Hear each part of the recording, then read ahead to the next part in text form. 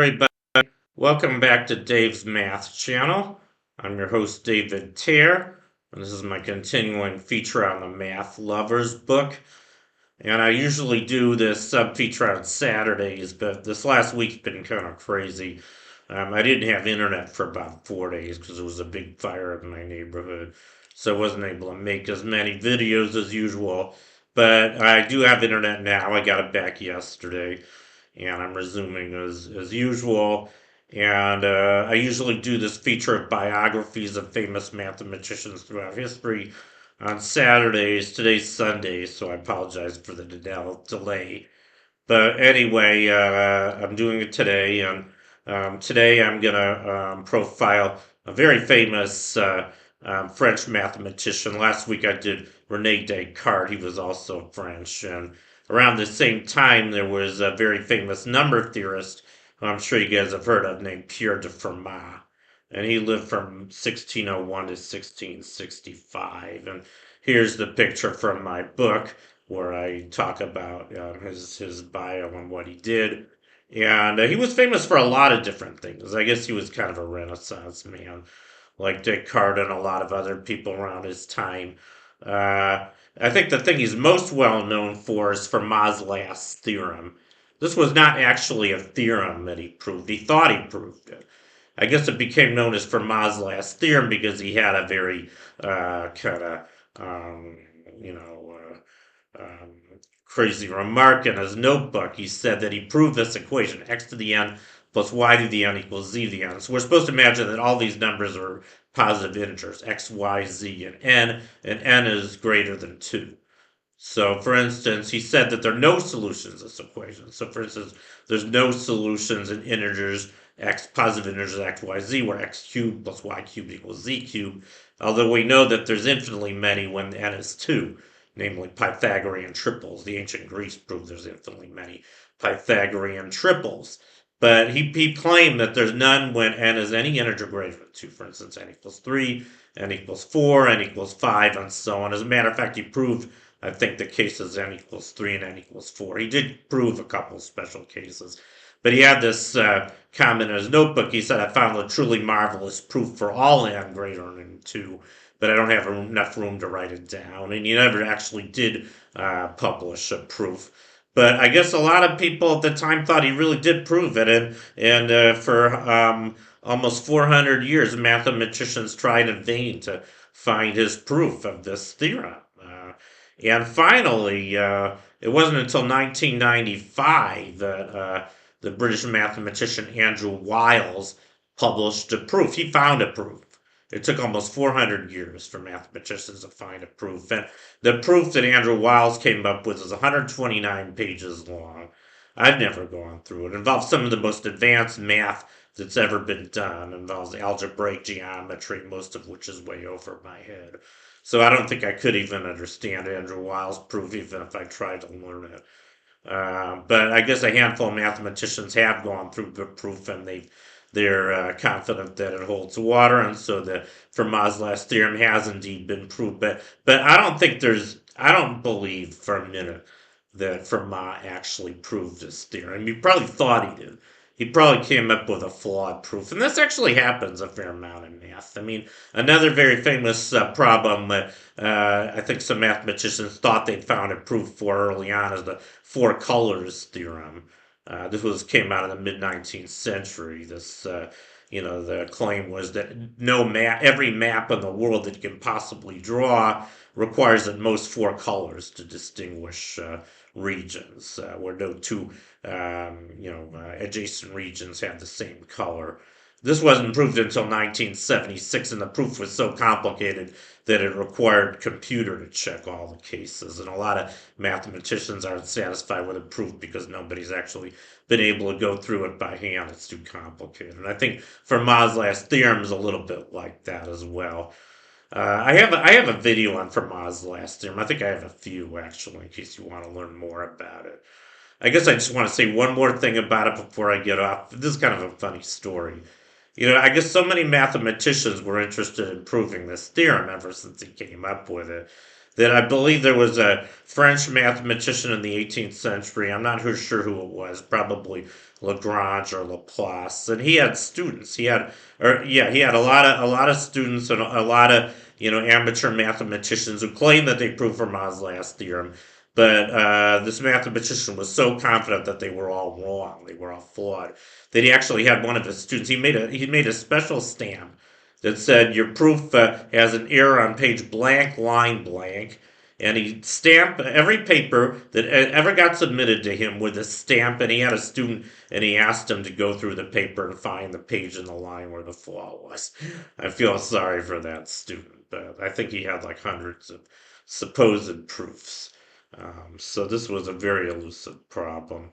The most well known of his, but he came up with some other very important results as well. There's something called Fermat's little theorem. This one he actually did prove. And this is a very important result in number theory. It says that if P is any prime number and A is any integer that's not divisible by P, then it turns out that A to the P is congruent to A modulo P. That means if you calculate A to the P, if you divide that by P, the remainder is always equal to A mod P, no matter what A is. Pretty amazing result, I think. Equivalent way to say that is, actually, this is the top equation is true for every A, even if A is divisible by P. But if A is not divisible by P, it's true that A to the P minus 1 is congruent to 1 modulo P. This actually has some very important applications in number theory. I think it's even used in cryptography. So very, very useful result. Um, and for my numbers, this was another kind of flawed result of his. But he came up with these things he called Fermat numbers. F sub n is 2 to the power 2 to the power n plus 1. This is what's called a power tower. So you take 2 to the n, and then you raise 2 to that power, and you add 1, where n is a non-negative integer. So, for instance, the first, what he claimed, this is what he believed. It turns out the first 5 Fermat numbers are all prime. This is pretty easy to check. F0 is 2 to the 2 to the 0 plus 1, that's equal to 3.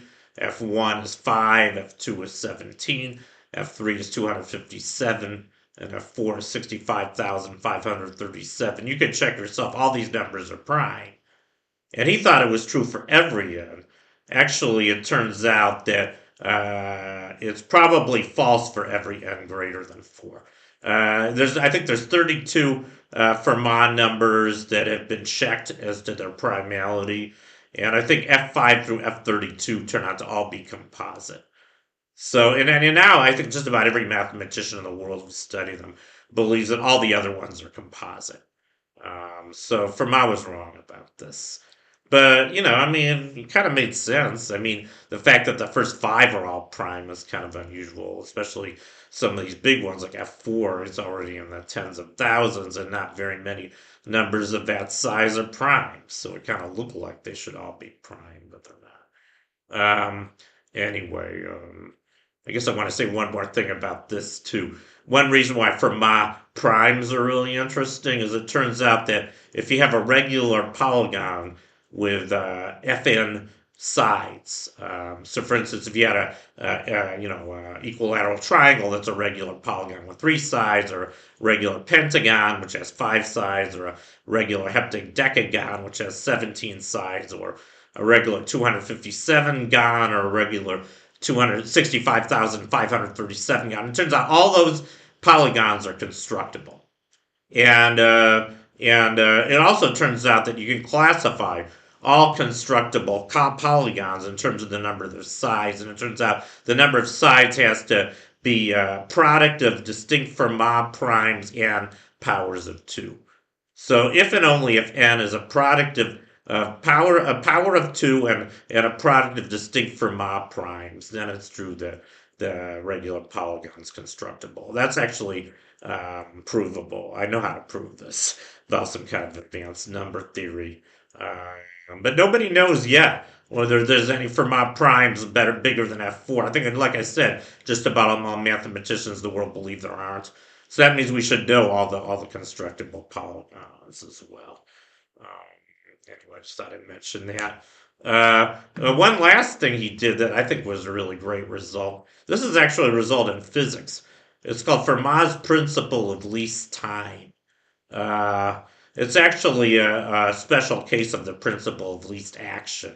I'm not going to go into that, but that's a very important concept in physics. But what it basically says is that a beam of light will travel in such a way as to take the least time to get from A to B.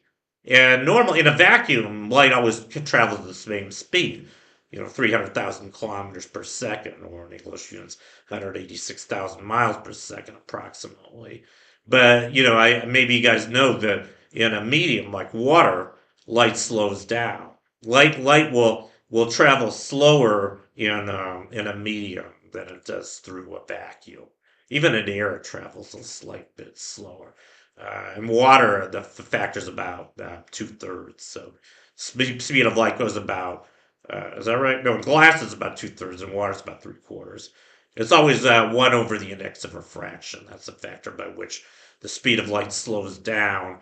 And you can actually use that fact to derive Snell's law of refraction. Snell, I think there was a physicist named Snell in the 17th century who came up with this law empirically, but you can actually prove it using Fermat's last theorem. I mean, Fermat's principle of least time. One consequence of that is Snell's law of refraction, which I think is kind of neat. Anyway, so those were the main things that Fermat did. Pretty great Renaissance man, like I said. Pretty great mathematician and physicist. And that concludes my feature on Pierre de Fermat. So thank you for watching. Long live math, and I'll see you guys next time. Bye.